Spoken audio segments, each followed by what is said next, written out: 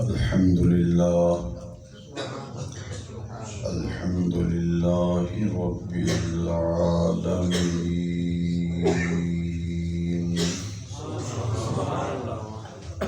والصلاة والسلام على رسوله رحمة للعالمين،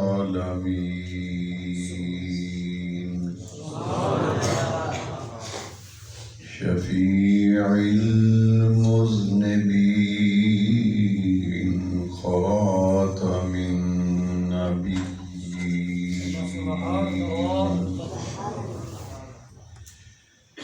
سيد الأولين والآخرين،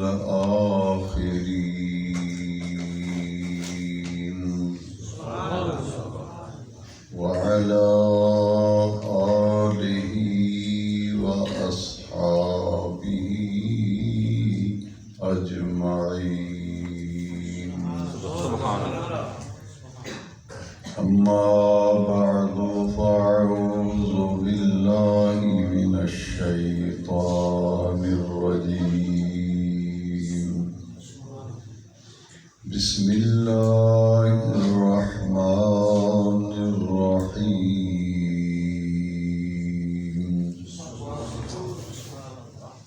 ألا إن أولياء الله لا خوف عليهم ولا هم يحزنون.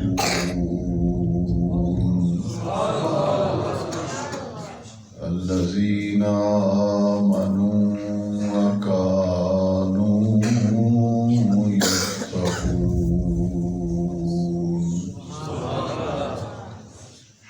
وقال تبارك وتعالى في القرآن المجيد في مقام آخر: إن أولياءه إلا المتقون.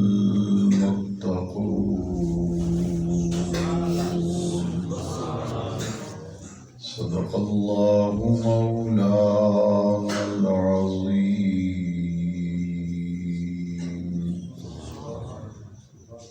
وبلغنا رسوله النبي الكريم الأمين، ونحن على ذلك لمن الشاهدين والشاكرين، والحمد لله رب العالمين. إن الله وملائكته يصلون على النبي، يا أيها الذين آمنوا صلوا عليه وسلموا تسليما. الصلاة والسلام عليك يا سيدي يا رسول الله، وعلى آلك وأصحابك يا سيدي يا خاتم النبيين.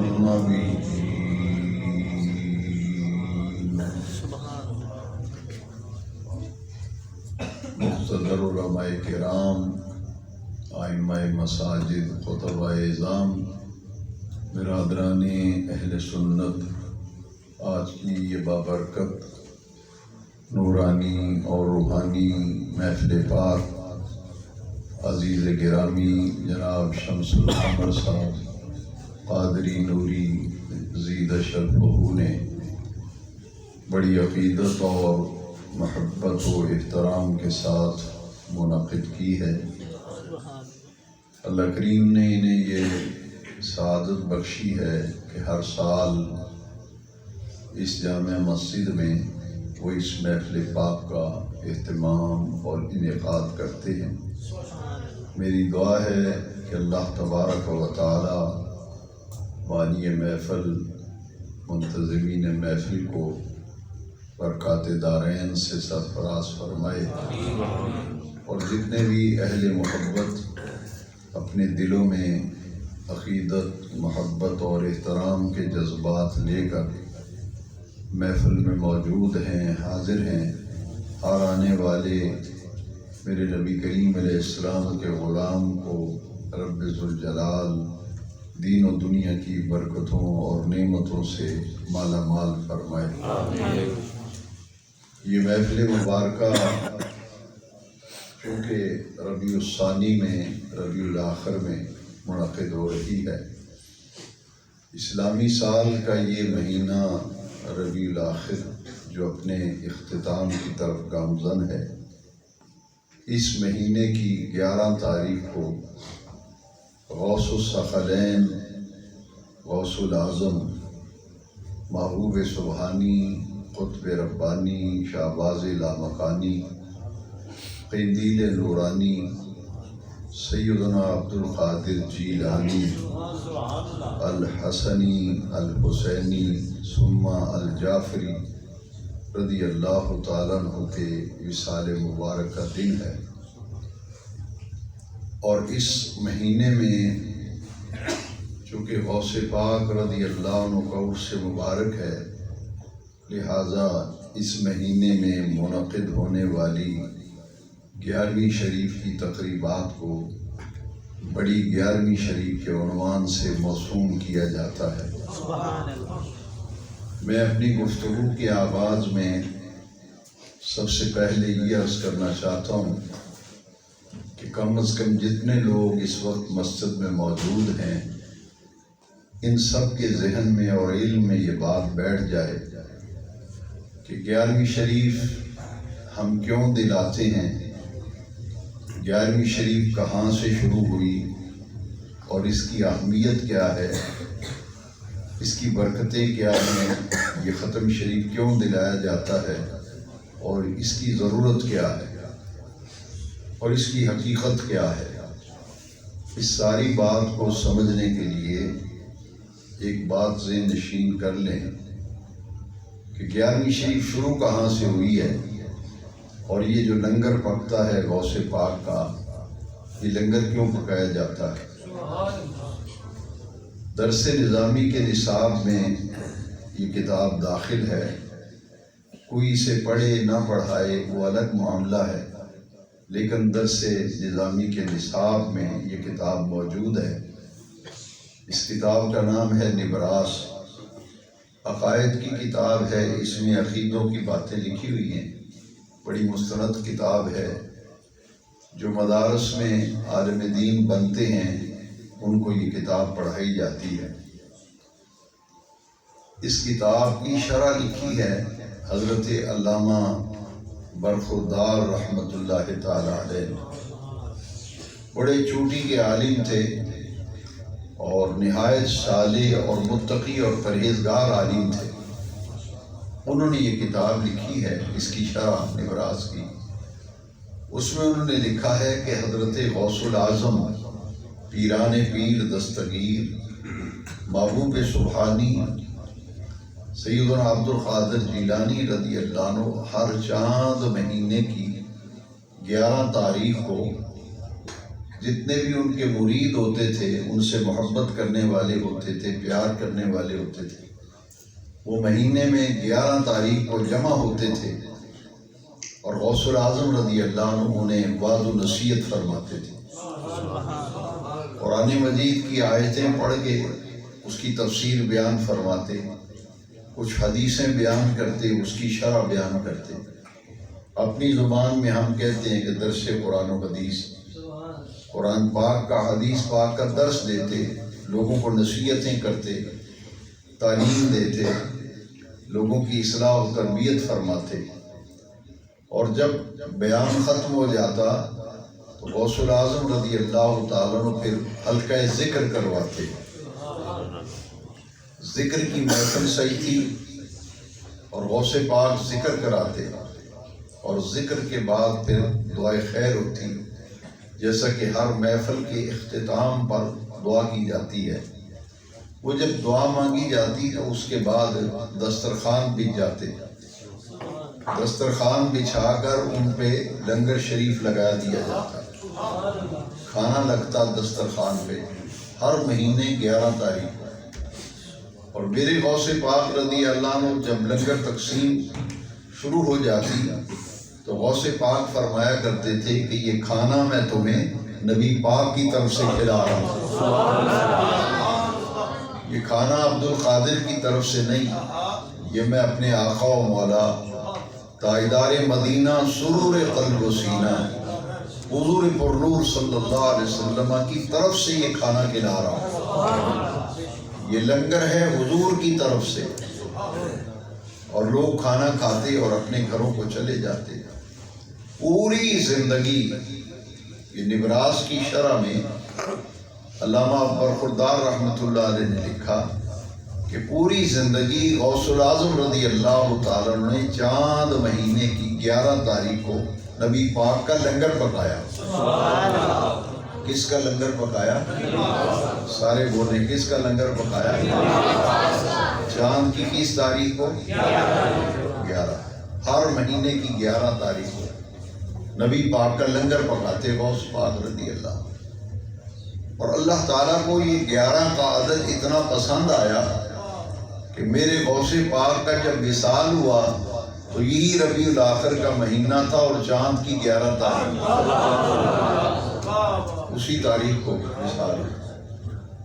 اب قرآن مجید میں اللہ تعالیٰ نے اپنے ولیوں سے، اپنے پیاروں سے، اپنے نیک بندوں سے ایک وعدہ کیا۔ یہ اولیاء اللہ کے آپ عرس مناتے ہیں، ربیع الاخر میں غوث اعظم کا عرس ہوتا ہے جسے بڑی 11ویں شریف کہتے ہیں۔ جتنے بھی عاشق لوگ ہیں گھروں میں 11ویں شریف کا ختم دلاتے ہیں، مسجدوں میں 11ویں شریف کی محفلیں ہوتی ہیں۔ کیوں ہوتی ہیں؟ سنیے ذرا۔ قرآن مجید میں ہمارے رب کریم نے وعدہ فرمایا ہے۔ اللہ کریم فرماتے ہیں سورہ بقرہ میں، فرمایا فَاذْكُرُونِي أَذْكُرْكُمْ۔ اللہ کریم فرمایا تم میرا ذکر کرو میں تمہارا ذکر کروں گا، تم مجھے یاد کرو میں تمہیں یاد کروں گا۔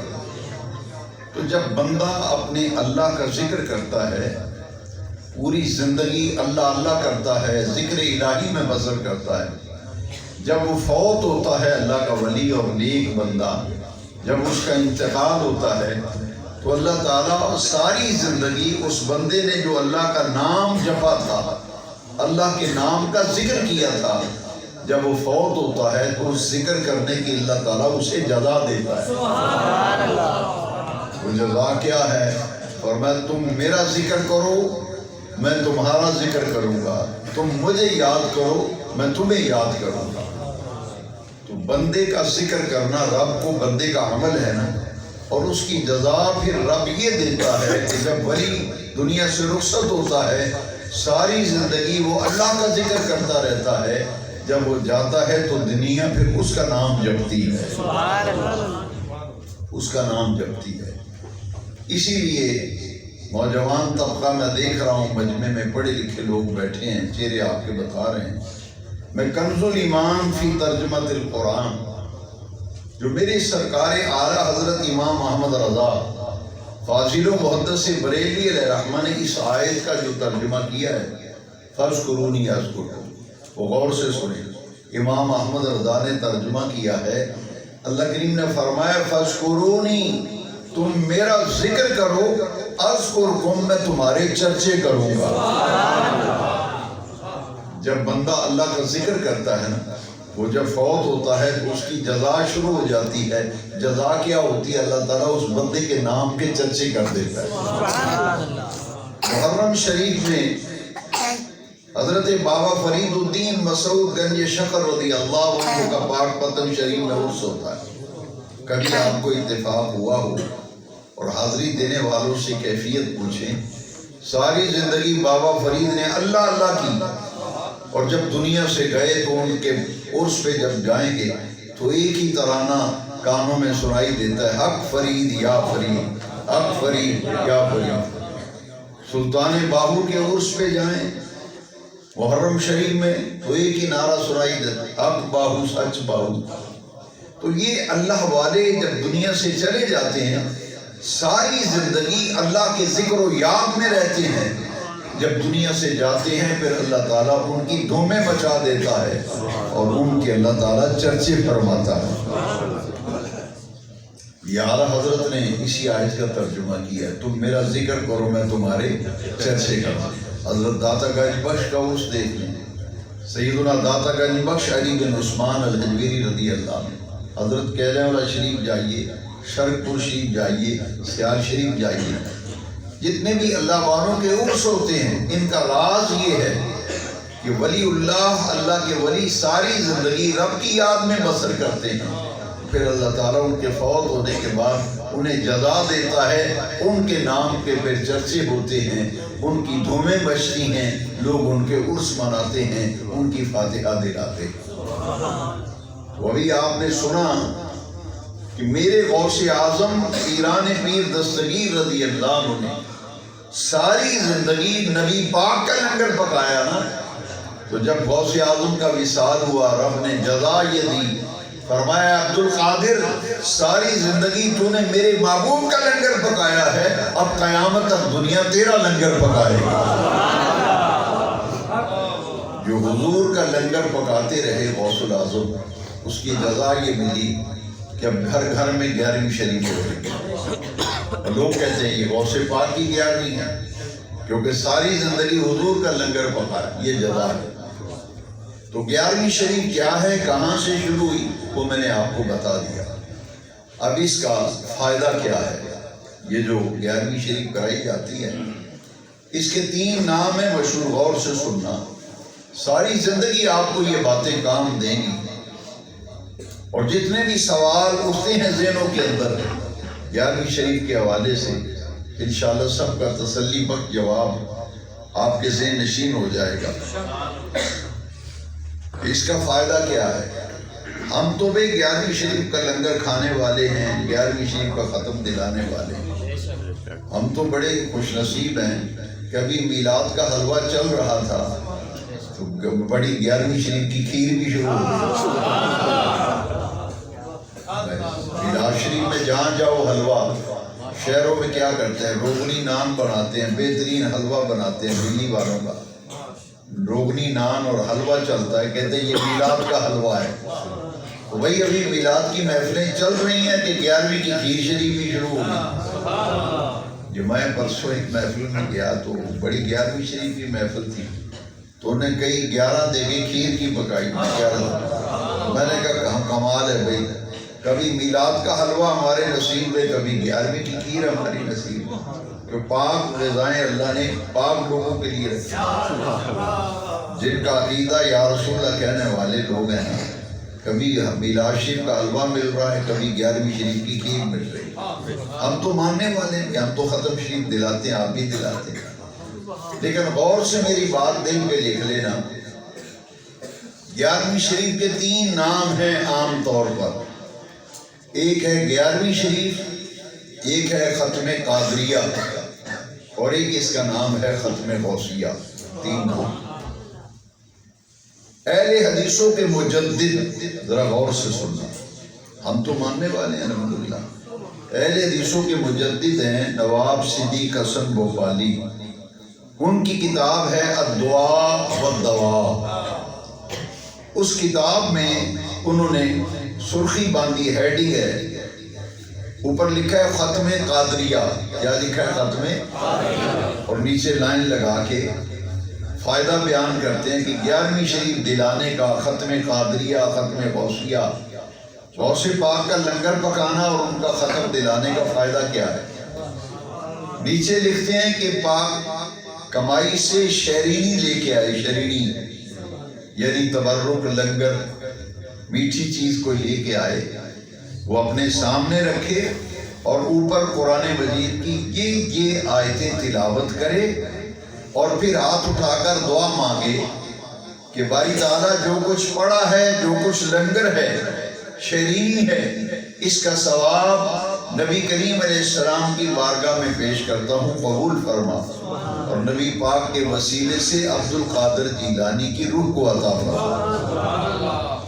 یہ دعا مانگے، اور آگے جو جملہ لکھا ہے وہ بہت ہی قابل توجہ ہے۔ آگے لکھا ہے کہ حاجتوں کے بر آنے کے لیے یہ ختم قادریہ مجرب ہے۔ حاجتوں کے بر آنے کے لیے ختم قادریہ مجرب ہے۔ کوئی بندہ حاجت بھی پھنس جائے، کسی مصیبت بھی تو مشکل بھی پھنس جائے نا، تو نہ لکھے ہے کہ ختم قادریہ دلاؤ، 11ویں شریف دا ختم دیواؤ، کیوں؟ اس واسطے یہ حاجتہ پوری ہونے واسطے آزمایا نسخہ ہے۔ یہ ہے مجرب کا معنی، آزمایا نسخہ ہے، ختم قادریہ کرو، یہ ہے جو مجھے لکھا۔ اور پھر غور سے سنیں کہ سیدنا عبد القادر جیلانی رضی اللہ، ان کے لیے لفظ بولا جاتا ہے غوث الثقلین۔ ہم خوش نصیب ہیں بھائی، کبھی رسول الثقلین کا میلاد ہو رہا ہے، کبھی غوث الثقلین کا عرس منایا جا رہا ہے۔ ہمارے نبی پاک رسول الثقلین ہیں، اور ہمارے غوث پاک غوث الثقلین ہیں۔ رسول الثقلین کا معنی ہے جنوں اور انسانوں کے رسول، اور غوث الثقلین کا معنی ہے جنوں اور انسانوں کے غوث۔